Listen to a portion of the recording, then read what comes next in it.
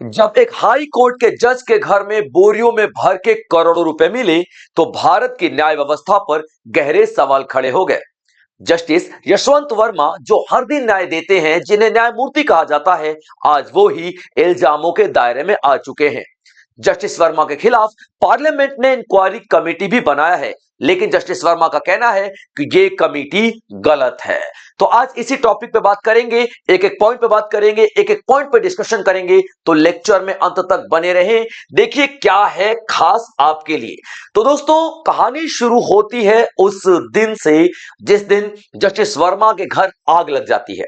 Justice Verma के घर एक आग लगती है और स्टोर रूम में जब फायर ब्रिगेड आग बुझा रही होती है, पानी के छिड़काव कर रही होती है, तो उन्हें बोरियों में भर भर के करोड़ों रुपए मिलते हैं। अब जब करोड़ों रुपए मिलते हैं तो सवाल खड़ा होता है, ये करोड़ों रुपए कहां से आए? जितनी आपकी सैलरी है, जितनी आपकी आमदनी है, उससे कई गुना ज्यादा पैसे आपके स्टोर रूम में क्या कर रहे हैं? सवाल खड़े होने पर जस्टिस यशवंत वर्मा ने कहा कि ये पैसे किसके हैं उन्हें नहीं पता। उनको और उनके परिवार वालों को बिल्कुल खबर भी नहीं है कि उनके स्टोर रूम में ये पैसे कहां से आए। लेकिन सवाल ऐसे थोड़ी बंद हो जाएंगे, बहुत बड़ा सवाल था। इंक्वायरी बैठी, बात पहुंची पार्लियामेंट में। जब बात पार्लियामेंट में पहुंची तो पार्लियामेंट ने इंक्वायरी कमेटी बिठाई। पार्लियामेंट, देखिए, जज जो होता है वो बहुत बड़ा एक पद होता है जिसको यूं ही नहीं हटाया जा सकता। जज को हटाने के लिए इंपीचमेंट प्रोसेस से गुजरना पड़ता है और ये इंपीचमेंट प्रोसेस पार्लियामेंट ही शुरू कर सकता है। तो मुद्दा पहुंचा पार्लियामेंट में। जब मुद्दा पहुंचा पार्लियामेंट में तो स्पीकर ओम बिरला ने एक इंक्वायरी कमेटी बिठाई और उस इंक्वायरी कमेटी को काम सौंपा गया कि पूरी जानकारी इकट्ठी करे, इन्वेस्टिगेशन करे और रिपोर्ट पेश करे। लेकिन जस्टिस यशवंत वर्मा ने इसके खिलाफ सुप्रीम कोर्ट में याचिका दायर की कि किसी भी जज को हटाने के लिए, किसी भी जज के खिलाफ इंक्वायरी कमेटी के लिए दोनों हाउसेज यानी दोनों सदनों की सहमति जरूरी होती है, लोकसभा और राज्यसभा। लेकिन यहां पे केवल लोकसभा ने ही इंक्वायरी कमेटी कैसे बिठा दी? ये इंक्वायरी कमेटी गलत है। तो अभी जो लेटेस्ट न्यूज है वो ये है कि सुप्रीम कोर्ट ने कहा है कि नहीं, इंक्वायरी कमेटी बिल्कुल सही है, क्योंकि अगर दोनों हाउसेज में से एक हाउस अवेलेबल नहीं है तो एक हाउस की रिकमेंडेशन पर ही कमेटी बनाई जा सकती है। तो चलिए दोस्तों, अभी देखिए रिसेंट कहानी क्या है। सुप्रीम कोर्ट ने रिफ्यूज कर दिया।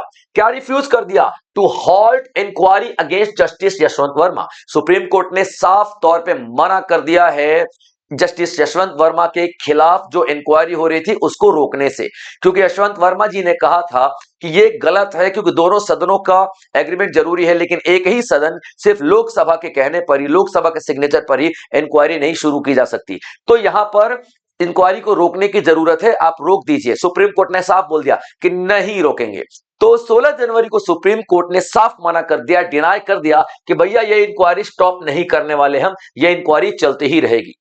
कोर्ट रूल दैट, कोर्ट ने कहा, ठीक है, कि Lok Sabha speaker acted with legal authority. Lok Sabha के जो स्पीकर है ओम बिरला जी, उन्होंने अथॉरिटी के अंदर रहकर ही ये फैसला किया है कि आपको, आपके खिलाफ इंक्वायरी कमेटी बिठाई जाए। उन्होंने कोई गलत काम, कोई गैर कानूनी काम नहीं किया है कि उनकी इंक्वायरी को यहां पर रोक दिया जाए। उन्होंने कोई भी वायलेशन नहीं किया है।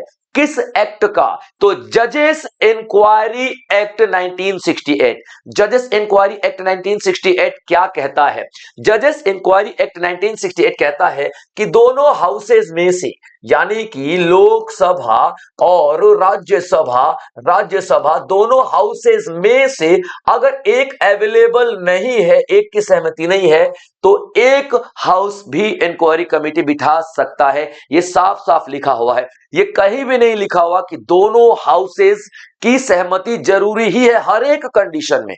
भाई अगर अवेलेबल ही नहीं है, सेशन ही नहीं है, तो ये कहां से सिग्नेचर करेगा? सीधी बात है। तो यहां पे आपके खिलाफ जो इंक्वायरी चल रही है वो चलती ही रहेगी। यहां पे कोई भी फंडामेंटल राइट वायलेट नहीं किया गया है, कोई भी फंडामेंटल राइट का वायलेशन नहीं किया गया है, क्योंकि यशवंत सिन्हा ने कहा था कि आर्टिकल 14 जो है राइट टू इक्वालिटी बताता है, fundamental right, right to equality, के सभी को एक प्रकार से ट्रीट किया जाए। सभी को एक प्रकार से प्रोटेक्शन दिया जाए, तो मुझे एक प्रकार से प्रोटेक्शन दीजिए। जैसे कि सभी के खिलाफ जब इंक्वायरी बैठती है तो दोनों का सिग्नेचर चाहिए होता है, तो मेरे खिलाफ जब इंक्वायरी बैठ रही है तो सिर्फ एक के साथ ही क्यों इंक्वायरी बिठाना पॉसिबल किया जा रहा है? नहीं, दो तो मुझे इक्वल, जो राइट टू इक्वालिटी के बिफोर आप मुझे इक्वल प्रोटेक्शन दीजिए। और राइट टू लाइफ है, राइट टू लाइफ आर्टिकल 21 बताता है कि आपको जीने का अधिकार है, और जीने का अधिकार सिर्फ सांस लेना नहीं, डिग्निटी, मान सम्मान, आत्मसम्मान के साथ जीने का अधिकार है। लेकिन अगर ये इंक्वायरी बैठ रही है और ये अगर आगे चल के विफल भी हो रही है तो मेरे कैरेक्टर पर तो दाग लग जाएगा ना, यानी कि मेरे जो मान सम्मान इन सबका नुकसान होगा। तो ये हमारा फंडामेंटल राइट को नुकसान पहुंचा रहा है। लेकिन सुप्रीम कोर्ट ने बोला ऐसा कोई फंडामेंटल राइट आपका नुकसान नहीं पहुंचाया जा रहा है, ठीक है। इसलिए जो इंक्वायरी है, इन्वेस्टिगेशन है, वो कंटिन्यू रहेगी। चलिए बच्चों, बैकग्राउंड देख लेते हैं क्या है। 14 मार्च 2025 को आग लग जाती है दिल्ली में जस्टिस यशवंत वर्मा के ऑफिशियल घर पर। फायर ब्रिगेड आती है और अनकाउंटेड जो कैश मिलता है, यानी इतना कि आप गिन भी नहीं सकते हैं। जस्टिस वर्मा ने डिनाई कर दिया, बोल दिया कि भैया ये हमारा नहीं है, मेरे पूरी परिवार में से किसी को भी खबर नहीं है कि पैसा कहां से आया। लेकिन हाँ, सवाल तो खड़े हो जाते हैं ना, यहाँ पे भारत की न्याय व्यवस्था पे बहुत बड़े बड़े सवाल खड़े हो जाते हैं। क्योंकि एक जज जो कि न्याय देता है, एक जज जो कि दूसरों का फैसला सुनाता है, उसके घर में इतनी बड़ी संख्या में पैसे कहां से आ जाते हैं। सुप्रीम कोर्ट यानी सीजेआई जो हमारे हैं, उन्होंने साफ बोला इमरजेंसी कॉलेजियम सिस्टम बुलाओ, इमरजेंसी कॉलेजियम मीटिंग बुलाओ। कॉलेजियम मीटिंग क्या होती है? कॉलेजियम सिस्टम वो सिस्टम होता है जो कि जो किसी भी जज को, हाई कोर्ट या सुप्रीम कोर्ट के जज को अपॉइंटमेंट करवाता है, उसे हम कॉलेजियम सिस्टम बोलते हैं। तो इमरजेंसी कॉलेजियम मीटिंग बुलाएगी और जस्टिस वर्मा को उस तत्काल प्रभाव से सभी पद से हटा दिया गया। वो अभी दिल्ली में जो हाई कोर्ट थे, दिल्ली के हाई कोर्ट में थे, उन्हें यह कहा गया कि आप इलाहाबाद का हाई कोर्ट में चले जाओ जब तक कि आपकी इंक्वायरी चल रही है। लेकिन इलाहाबाद का हाई कोर्ट ने उनको एक्सेप्ट करने से ही मना कर दिया कि नहीं भी, ये बंदा तो करप्टेड लग रहा है, इसको हम लोग इलाहाबाद में नहीं आने देंगे यहां पर। तो अभी उनको रिलीव कर दिया गया हर एक पोस्ट से कि आप चलो बैठो, और इसलिए उनको उनके पोस्ट से हटाया गया कि कहीं वो इंक्वायरी में खलल या फिर बाधा ना डाल दे। सुप्रीम कोर्ट ने ऑर्डर दिया कि फॉर्मल इंक्वायरी प्रोसेस जल्दी से जल्दी शुरू किया जाए, क्योंकि एक सीरियस मामला है, ये एक जज का मामला है, और जज जिस पे पूरा भारत भरोसा कर रहा है, उनकी बात हो रही है यहाँ पे, ठीक है। इंक्वायरी कमेटी बनाएगी। अभी देखिए, जज को हटाने का जो अथॉरिटी है ये तो इम्पीचमेंट से होता है, इम्पीचमेंट, ठीक है, बस याद रखना, इम्पीचमेंट कहते हैं अगर हम लोग किसी भी जज को हटाएंगे तो इम्पीचमेंट प्रोसेस। और ये इम्पीचमेंट प्रोसेस कहां से शुरू होता है? तो पार्लियामेंट से शुरू होता है। तो जाहिर सी बात है, मुद्दा पार्लियामेंट में पहुंचेगा। जब मुद्दा पार्लियामेंट पर पहुंचा तो यहाँ पे कमेटी बनाएगी, 3 जजेस की कमेटी बनाएगी, 3 जजेस की यहाँ पे आपको कमेटी दिखाई देगी जो कि इंक्वायरी करेगी।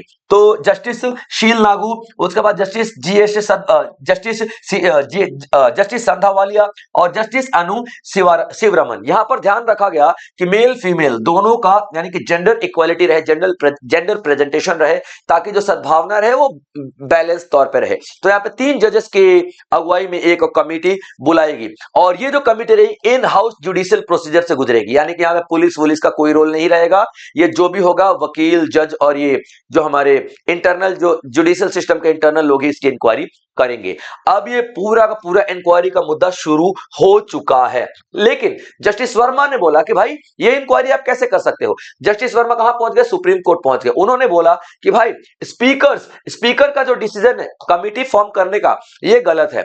यहां उन्होंने साफ क्लेम किया कि अभी देखो जो मोशन प्रेजेंट किया गया, देखिए जो मैंने क्या बताया आपको, राज्यसभा और लोकसभा दोनों अगर सिग्नेचर करे तो इंक्वायरी शुरू हो सकती है, ऐसा कहा गया है। लेकिन यहां पे ऐसा नहीं कहा गया है कि अगर एक अवेलेबल नहीं है, एक हाउस अवेलेबल नहीं है तो दूसरा अकेले नहीं दे सकता, ऐसे नहीं दे सकता, शुरुआत नहीं कर सकता, ऐसा नहीं कहा गया है। तो यहां पे सुप्रीम कोर्ट ने साफ कहा भैया आप बोल रहे हो दोनों की सहमति जरूरी है, लेकिन उसमें यह थोड़ी लिखा गया है कि अगर एक अवेलेबल ही नहीं है तो क्या किया जाएगा। एक अवेलेबल ही नहीं है तो यह किया जा सकता है ना कि एक के सहमति से इंक्वायरी शुरू कर दो। तो यहां पे बोला गया कि दोनों हाउसेज की सहमति जरूरी है, दोनों हाउसेज की सहमति जरूरी है इंक्वायरी बिठाने के लिए।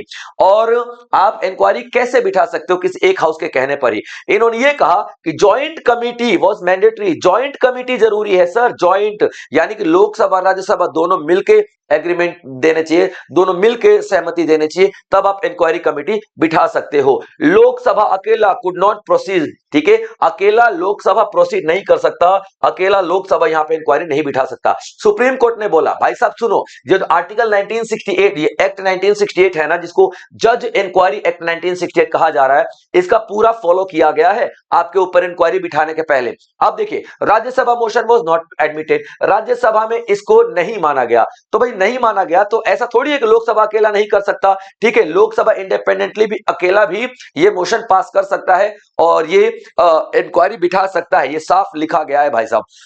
तो कोई भी आपके फंडामेंटल राइट, जैसा कि आप हवाला दे रहे हो ना, ठीक है जस्टिस वर्मा सर, आर्टिकल 14 का जो कि आपको बताता है कि बराबरी का अधिकार, और उसके बाद आप आर्टिकल 21 का राइट टू लाइफ का अधिकार, जस्टिस वर्मा सर ऐसा कुछ नहीं है, आपका कोई भी फंडामेंटल राइट हम लोग वायलेट नहीं कर रहे हैं, यानी कि इंक्वायरी तो होगी ही होगी, ठीक है। अब इंपीचमेंट क्या होता है देख लीजिए, जैसा कि मैंने आपको बताया कि सुप्रीम कोर्ट और हाई कोर्ट के जज बहुत बड़े होते हैं, बहुत बड़े, उनको यूं ही आसानी से नहीं हटाया जा सकता। तो इंपीचमेंट नाम का एक प्रोसेस होता है, इंपीचमेंट किया जाता है हाई कोर्ट और सुप्रीम कोर्ट के जजेस को हटाने के लिए। अभी देखिए, तो हमारे संविधान के आर्टिकल 124 का सेक्शन, आर्टिकल 124 का सब क्लॉज, जो आपका आर्टिकल 124 का क्लॉज 4 और आर्टिकल 124 का क्लॉज 5 सुप्रीम कोर्ट के जजेस को हटाने का प्रोसीजर बताता है, यानी कि बताएगा कि किस तरीके से हटाया जा सकता है। अगर हम लोग आर्टिकल 218 की बात करते हैं तो यह हाई कोर्ट के जजेस को हटाने का बात करता है, हाई कोर्ट के जजेस को हटाने की बात करता है। Clear point. अब किस बिना पर जजेस को हटाया जा सकता है, याद रखिएगा। अब देखिए, प्रूव्ड मिसबिहेवियर, यानी कि अगर उसने कुछ मिसबिहेव किया है, जजेस ने अगर कुछ मिसबिहेव किया है, मिसबिहेव किया है यानी कि सही से फैसला नहीं दिया है, भेदभाव किया है, कुछ ऐसे ही, ठीक है, तो हटाया जा सकता है। इनकैपेसिटी, इनकैपेसिटी का मतलब भाई वो मेंटली बीमार चल रहा है, तबियत खराब चल रही है, यानी कि कैपेबल ही नहीं है बैठने के जज की कुर्सी पे, तो भी उसको हटाया जा सकता है। अब जज इंक्वायरी एक्ट 1968 क्या कहता है? जज इंक्वायरी एक्ट 1968 कहता है प्रोसीजर फॉर जुडिशियल इंपीचमेंट। ये इसमें क्या जुडिशियल इंपीचमेंट का पूरा प्रोसीजर दिया हुआ है कि किसी जज को अगर हम लोग हटाना चाहते हैं, इंपीचमेंट का प्रोसीजर लगाना चाहते हैं, तो कैसे लगाएंगे, ये पूरा पूरा बताया गया है। तो ये क्या बताता है, ठीक है, जज inquiry act 1968, inquiry committee formation, inquiry committee बनाई जा सकती है, इन्वेस्टिगेशन प्रोसेस बनाया जाएगा, इन्वेस्टिगेशन प्रोसेस होगा, किस तरीके से इन्वेस्टिगेशन, रिपोर्ट पेश की जाएगी, जो भी इंक्वायरी के लिए कमिटी बनाई जाएगी वो रिपोर्ट पेश करेगी, और उसी रिपोर्ट के आधार पर फैसला लिया जाएगा कि इस जज को रिमूव किया जाए, हटाया जाए कि नहीं हटाया जाए। Clear point. अब देखिए, जुडिशरी विद पार्लियामेंट्री ओवरसाइट, यहां पे आप क्या देख रहे हो, जुडिशरी और पार्लियामेंट्री दोनों एक साथ काम करते हैं, ठीक है, याद रखना, पार्लियामेंट्री। अब देखिए कैसे पार्लियामेंट्री काम करता है, ध्यान से सुनिएगा। जुडिशरी यानी कि इसके जज को हटाया जा रहा है, लेकिन पार्लियामेंट का अधिकार है भाई इंपीचमेंट का, पार्लियामेंट ही हटा सकता है, इंपीचमेंट पार्लियामेंट ही कर सकता है, और फाइनल जो सिग्नेचर होगा वो आप देखोगे प्रेसिडेंट का होगा। तो यहां पे आपको जुडिशरी और पार्लियामेंट दोनों एक साथ जुड़ते हुए नजर आते हैं, यानी कि दोनों एक दूसरे के पूरक यहां पे नजर आएंगे। ठीक है, चलिए बढ़िए आगे बढ़ते हैं। अब देखिए, इंपीचमेंट का जो प्रोसेस होता है वो क्या होता है। पहले स्टेज 1 पे आप देखोगे मोशन, मोशन का मतलब क्या होता है, कोई प्रस्ताव पास किया जाएगा, उसको हम मोशन कहते हैं। तो जब लोकसभा में मोशन पास किया जाता है तो कम से कम 100 एमपी जो है, 100 एमपी लोकसभा में सपोर्ट में आने चाहिए कि हाँ भैया इसको हटा दो, ठीक है। राज्यसभा में कितने बंदे आने चाहिए, तो 50 आने चाहिए कि हाँ भैया इसको हटा दो, हाँ भैया इसको हटा दो। Clear point. तो ये पहला स्टेप होता है। अगर इन दोनों ने बोल दिया, यानी कि लोकसभा में 100 लोगों ने बोल दिया और राज्यसभा में 50 लोगों ने बोल दिया, तो कमिटी बनाई जाएगी इंक्वायरी के लिए, ठीक है। जैसे कि इसमें 3 मेंबर की कमिटी बनाएगी, और ये जो कमिटी होगी इसमें कौन कौन होंगे, एक सुप्रीम कोर्ट का जज होगा, एक हाई कोर्ट का चीफ जस्टिस होगा, जिस हाई कोर्ट के जज के ऊपर इल्जाम लगाया गया कुछ ऐसा, और एक बहुत ही ज्यादा एक्सपर्ट होगा जिसको जुडिशियल नॉलेज होगी। 3 बंदों की क्या बनाई जाएगी, एक कमिटी बनाई जाएगी। ये कमिटी इन्वेस्टिगेशन करेगी, ठीक है, ये कमिटी इन्वेस्टिगेशन करेगी, चार्ज फ्रेम होगा, और जज अलाउ रिटन डिफेंस, ठीक है, जो जजेस होंगे ना वो रिटन फॉर्म में सारे के सारे सबूत पेश किए जाएंगे, रिटन फॉर्म में फैसले दिए जाएंगे, रिटर्न फॉर्म में सब कुछ यहां पर किया जाएगा। ठीक है बच्चों, याद रखिए। और जो भी रिपोर्ट होगी वो पार्लियामेंट के सामने पेश कर दी जाएगी, और जब रिपोर्ट पार्लियामेंट के सामने पेश कर दी जाएगी बच्चों, तो यहां पे आप लोग क्या देखोगे कि जो पार्लियामेंट के सामने जब रिपोर्ट पेश की जाएगी तो वो रिपोर्ट के आधार पर पार्लियामेंट बोलेगा कि हाँ भैया इसको रिमूव करना है कि इसको रिमूव नहीं करना है। ये प्रोसेस इतना आसान नहीं होता है। तो अभी देखना ये है कि ये जो 3 जजेस की बेंच बैठी हुई है जस्टिस यशवंत वर्मा के केस में, यहां पे ये क्या फैसला देते हैं, क्योंकि इनके लिए अभी बोल तो दिया गया है कि भाई साहब अब ये इंक्वायरी को जारी रखेंगे। अब देखना ये है कि पूरे भारत की नजर टिकी हुई है सुप्रीम कोर्ट के जजमेंट के ऊपर कि जस्टिस यशवंत वर्मा के केस में किस तरीके के फैसले दिए जा रहे हैं। अगर तो दोषी पाए जाते हैं तो डेफिनेटली इंपीचमेंट प्रोसेस लागू होगा और उन्हें रिमूव कर दिया जाएगा, और हो सकता है कि उनको फंसाने जाने की कोशिश भी कर जारी हो। अभी जो कुछ भी होगा वो रिपोर्ट के बाद ही पता चलेगा। तो आज का लेक्चर यही तक था दोस्तों। इसी तरीके से और भी बेहतरीन लेक्चर्स मैं आप लोगों के लिए लेकर के आता रहूंगा। तब तक आप लोग अपना ध्यान रखेंगे बच्चों। जय हिंद।